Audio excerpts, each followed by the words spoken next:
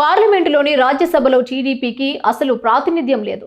మరో 2 ఏళ్ల వరకు అసలు ఈ ఊసు కూడా మర్చిపోవచ్చు అన్నది మనందరికీ తెలిసిందే.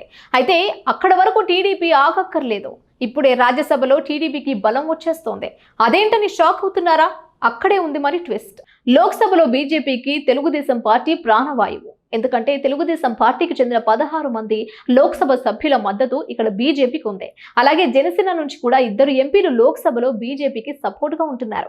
అయితే రాజ్యసభకు వచ్చేసరికి తెలుగుదేశం బలం 0. అసలు పార్టీ పుట్టాక తెలుగుదేశంకు ఎప్పుడూ ఇలాంటి దుస్థితి లేదు. మరో 2 ఏళ్ల వరకు ఆగాలంటే కష్టమే. అందుకే ఇప్పుడు తెలుగుదేశం కొత్త గేమ్ స్టార్ట్ చేసినట్లుగా తెలుస్తోంది.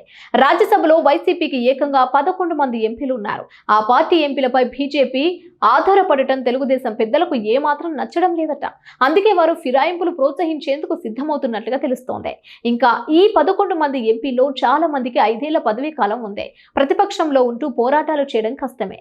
ఇదిలా ఉంటే ఎవరి బిజినెస్ లో వారికున్నాయి. అందుకే కొందరు వైసీపీ ఎంపీలతో రాజీనామా చేయించి తిరిగి వారికే సీట్లు ఇప్పించి తెలుగుదేశం తరఫున వారిని ఎంపీలుగా గెలిపించుకోవడమో లేదా 11 మంది ఎంపీలలో ఏకంగా 9 మందిని చేర్చుకోవడం ద్వారా వైఎస్ఆర్సీపీ రాజ్యసభ పక్షాన్ని మొత్తం విలీనం చేసుకోవడమో చేయాలన్నదే టీడీపీ పెద్దల ప్లాన్ గా తెలుస్తోంది. అదే జరిగితే ఇది జగన్కు మామూలు దెబ్బ కాదనే చెప్పాలి.